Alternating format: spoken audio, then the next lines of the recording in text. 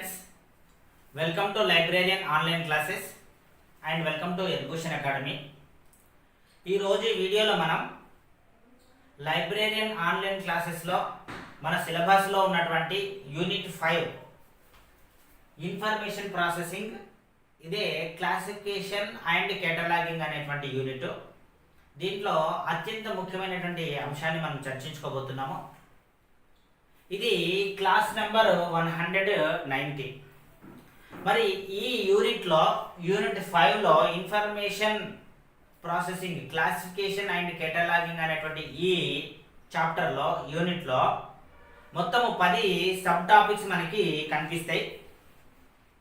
ఈ 10 సబ్ టాపిక్స్లో organisation of knowledge or information అనేటువంటిది మొదటిది, modes of formation of subjects అనేటువంటిది రెండవది, లైబ్రరీ క్లాసిఫికేషన్ అనేటువంటిది మూడవది. ఈ లైబ్రరీ క్లాసిఫికేషన్ అనేటువంటి మూడవ సబ్ టాపిక్లో మళ్ళీ 5 సబ్ టాపిక్స్ ఉన్నాయి. మొదటిది 3.A ఏంటిదంటే canons, laws and principles. 3.B notation and mnemonics. 3.C fundamental categories. 3.D call number. 3.E common isolates. ఇక్కడ చూడండి టాపిక్ 3.E కామన్ ఐసోలేట్స్. ఈ క్లాస్లో మనం కామన్ ఐసోలేట్స్ గురించి చర్చించుకోవాల్సిన అవసరం ఉంది. ఈ కామన్ ఐసోలేట్స్ అనేటువంటి భావనని ఇక్కడ చూడండి. ఫస్ట్ ఐసోలేట్ అంటే ఏంటంటే ఒక ఇండిపెండెంట్ యూనిట్ అని అర్థం. ఒక ఇండిపెండెంట్ యూనిట్ ఏదైనా కావచ్చు, ఒక విడివిడిగా ఉన్నటువంటి విభాగము ఐసోలేట్ అంటాము. ఈ ఒక్కొక్క సబ్జెక్ట్కి, బేసిక్ సబ్జెక్ట్కి మనం ఒక్కొక్క ఐసోలేట్ని అలాట్ చేసుకుంటూ వెళ్తున్నాము. ఈ విధంగా ఒక బేసిక్ సబ్జెక్ట్కి ఒక ఐసోలేట్ అలాట్ చేసినప్పుడు ఒక కాంపౌండ్ సబ్జెక్ట్ ఫామ్ అయినప్పుడు ఈ ఐసోలేట్స్ అన్నీ కూడా ఒకటే బేసిక్ సబ్జెక్ట్స్కి కామన్గా ఉండడం జరుగుతుంది. వాటిని మనము కామన్ ఐసోలేట్స్ అంటాము. ఈ కామన్ ఐసోలేట్స్ని సిఐ అనేటువంటి కోడ్తో మనము సూచిస్తున్నాము. మరి కామన్ ఐసోలేట్స్ ఎప్పటి నుంచి ప్రారంభించడం జరిగింది, ఎప్పటి నుంచి వాడుకలోనికి వచ్చినాయి, చలామణలోనికి వచ్చినాయి అంటే ఈ కామన్ ఐసోలేట్స్కి సంబంధించినటువంటి చరిత్ర మనకి తెలియాల్సిన అవసరం ఉంది. ఈ కామన్ ఐసోలేట్స్ యొక్క చరిత్ర గమనించినట్టయితే Melvil Dewey has introduced the concept of common isolates. ఈ కామన్ ఐసోలేట్స్ అనేటువంటి భావనను మెల్విల్ డ్యూయి గారు మొట్టమొదటిసారిగా ఆవిష్కరించడం జరిగింది. కానీ వారు ఆవిష్కరించినప్పుడు దాని యొక్క పేరు కామన్ ఐసోలేట్స్ కాదు, ఫామ్ డివిజన్ అనేటువంటి మాట వారు వాడడం జరిగింది.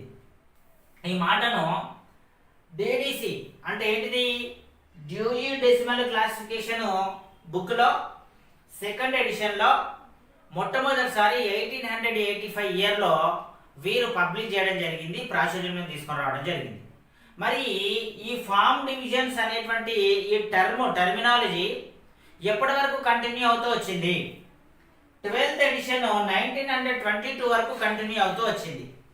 తర్వాత కొన్ని మార్పుల చేర్పులకు లోనై దానికి పేరు ఏం మార్చడం జరిగిందంటే ఈ ఫామ్ డివిజన్ అనేటువంటి మాటనే కామన్ సబ్ డివిజన్స్ అనేటువంటి మాటగా మార్చారు. ఎప్పుడు 1932లో. అదే ఎడిషన్ 13th ఎడిషన్. ఇవన్నీ గుర్తుపెట్టుకోవాలి.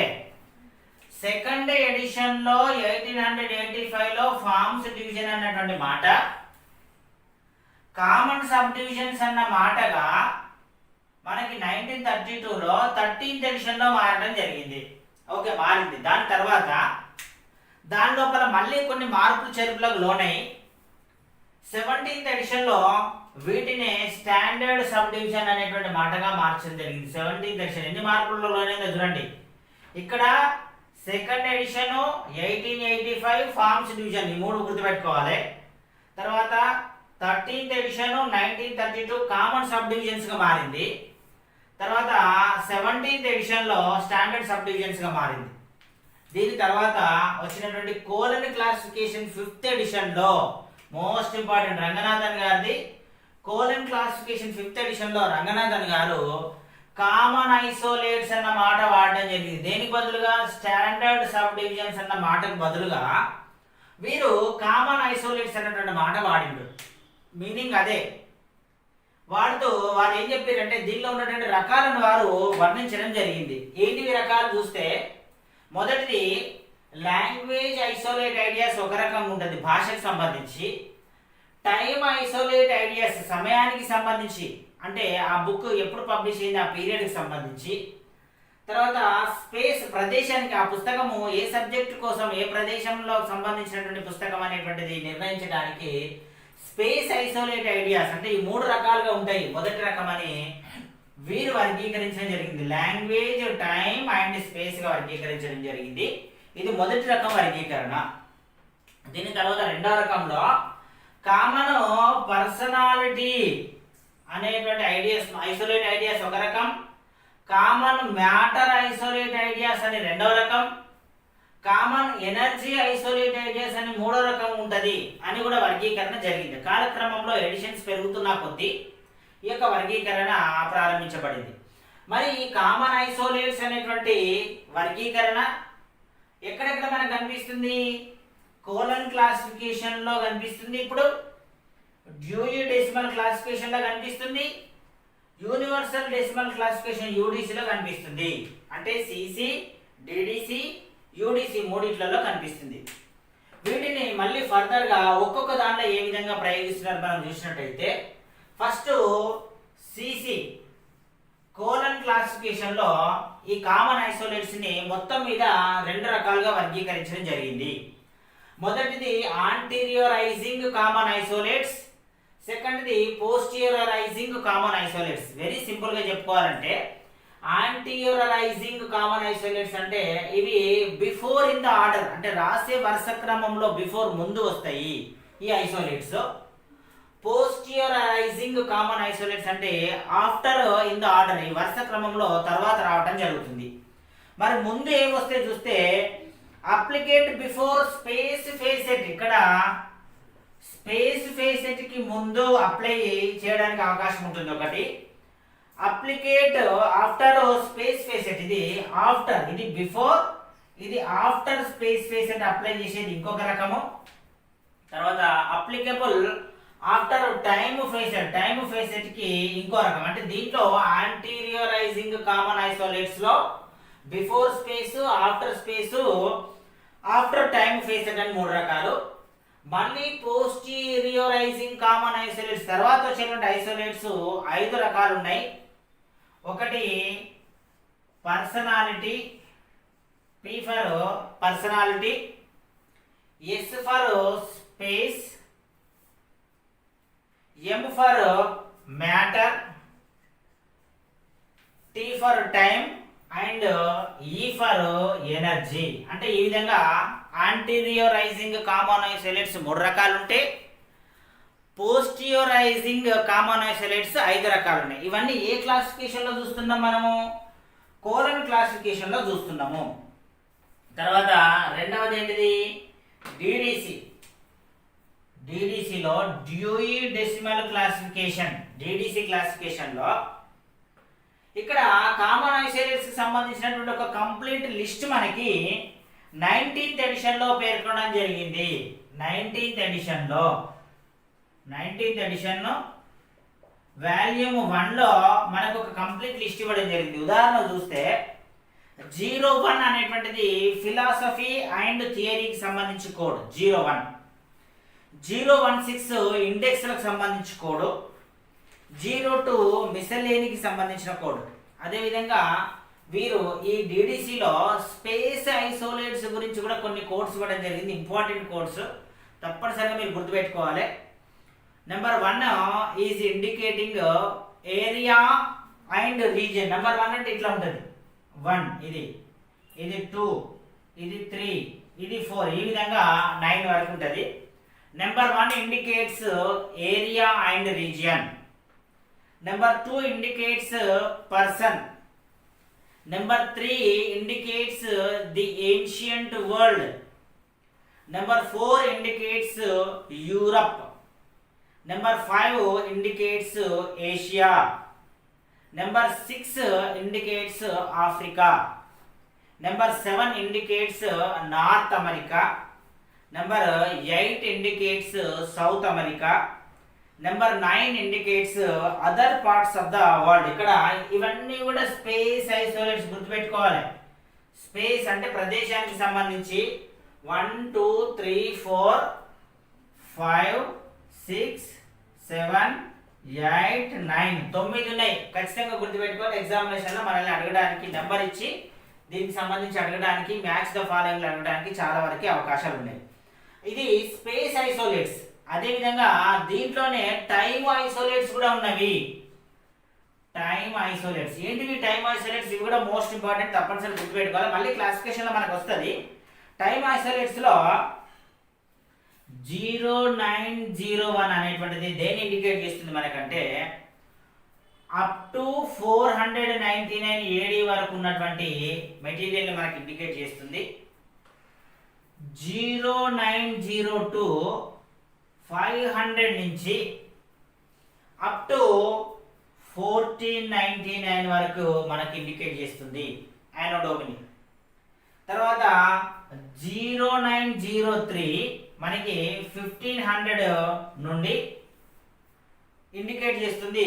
ఇది మోడర్న్ పీరియడ్. దీని అంతా మనము మోడర్న్ పీరియడ్ అంటాం. మోడర్న్ పీరియడ్ ఇండికేట్ చేస్తుంది. తర్వాత 0904 అనేటువంటిది మనకి 1990 నుంచి 1999 వరకు, 1900 నుంచి 1999 వరకు అంటే 20th సెంచరీని ఇండికేట్ చేస్తుంది. ఇంపార్టెంట్ ఇవన్నీ కూడా. తర్వాత 0905 అనేటువంటిది మనకి 2000 ఇయర్ నుంచి 2099 వరకు అంటే 21st సెంచరీ, ఈ సెంచరీని ఇండికేట్ చేస్తుంది. 21st century important. ఇవన్నీ ఏంటివి? టైమ్ ఐసోలేట్స్ ఇండికేట్ చేయడము జరుగుతుంది. ఇది డిడిసికి సంబంధించి. నెక్స్ట్ డిడిసి తర్వాత మూడవది యూనివర్సల్ డెసిమల్ క్లాసిఫికేషన్.